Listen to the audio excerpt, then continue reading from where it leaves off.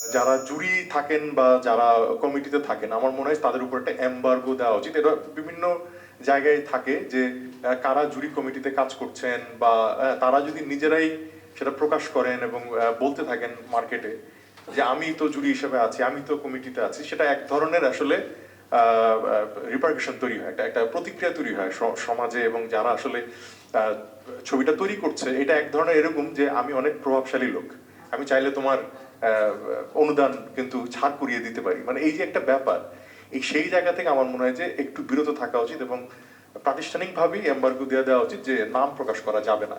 সেটা পরবর্তী সময়ে সেটা করা যেতে পারে। আরেকটা হচ্ছে যে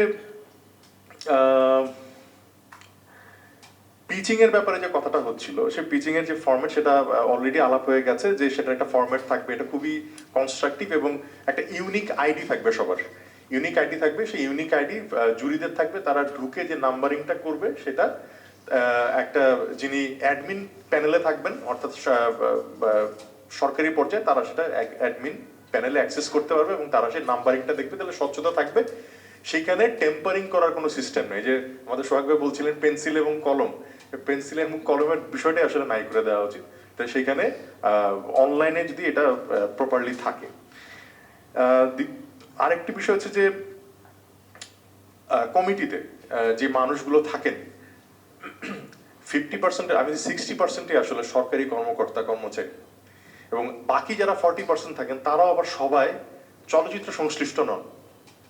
যেমন মানে অনেকে সঙ্গীতের লোক, অনেকে মানে অন্য শাখার লোক। এখন আমি যদি প্রশ্ন করি যে ধরুন আমাদের আকরাম ভাই, ওনাকে যদি এসে কেউ প্রশ্ন বলে, প্রস্তাব দেয় যে ভাই নাটকে একটা অনুদান দেওয়া হবে নাটকের ক্ষেত্রে, টেলিভিশন বা টেলিভিশন না, ধরুন মঞ্চ নাটকে আপনি আসেন কমিটির মেম্বার হন, আমার ধারণা উনি যে স্ট্যাচারের লোক বা একটা মানুষ, মানে নিজের কাছে নিজে যদি মানে বোঝে যে ভাই আমি তো নাটকের, ঠিক আছে চলচ্চিত্রের নাটক একটা অনেক বড় অংশ, কিন্তু আমি নাটকের জুরি হতে গিয়ে যাব না, কারণ ওইখানে তো আমার মানে আমার সেই অ্যাক্সেসটা নাই, আমার নলেজের অ্যাক্সেসটা নাই, আমি দীর্ঘদিন কাজ করি নাই। বরং তো চলচ্চিত্র সংসদ করা একটা ছেলে বরং অনেক বেশি অ্যাফিলিয়েটেড, এবং তারা, আমি যদি বলি চলচ্চিত্র নিয়ে সংসার করার যে বিষয়টা, সেটা চলচ্চিত্র সংসদ যিনি করেছেন তিনি আরো বেশি করেছেন।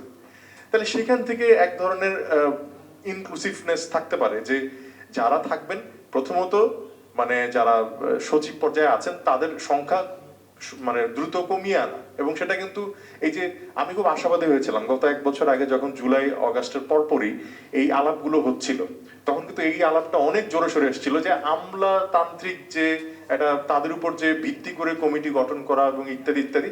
এটা হয় কি যে রাশেদ ভাই যে আলাপটা করছিলেন খুবই, এটা খুবই ইম্পর্টেন্ট আলাপ, যে কোনো কি বলছিলেন যে মানে বিলঙ্গিংটা নাই আর কি, মানে তাদের মধ্যে, তাই না? মানে এখন তো যে দায় এবং দরদের কথা বলা হচ্ছে, তাহলে সেরকম দায় এবং দরদ আছে ফিল্মের প্রতি, সেরকম লোক কি আসলে সেই দায়িত্বটা দেওয়া উচিত। এবং সে যেন, আমরা দেখেছি যে বিসিটিআই বলি, আর্কাইভ বলি, সেখানে যারা কর্ণধার আসেন তারা কিন্তু এই, বা কমিটিতে বলি, তারা কিন্তু ফিল্মের লোক তো নাই, চলচ্চিত্রের উপর যে প্রতি যে তাদের ভালোবাসা আছে সেটাও আসলে প্রমাণিত না। কাজে এইটা একটা ব্যাপার আমার কাছে মনে হয় যে এটা আসলে কমিটি রিফর্ম করা দরকার, এবং সেটা কিভাবে করা যেতে পারে যেন চলচ্চিত্র সংশ্লিষ্ট লোকজন সেটার মধ্যে যুক্ত হতে পারে।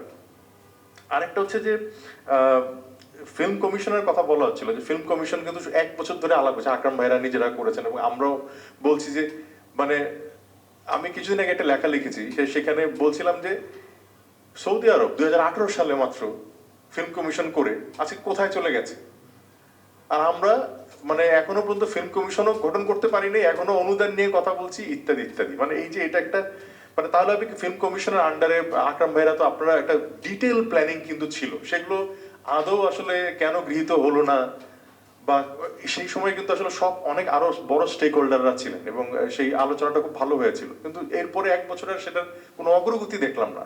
কাজে এই জন্য আমি একটু আউট অফ ফ্রাস্ট্রেশন বলছিলাম যে বলে লাভ নেই, কারণ 1 বছর আগে এই কথাগুলো হচ্ছিল।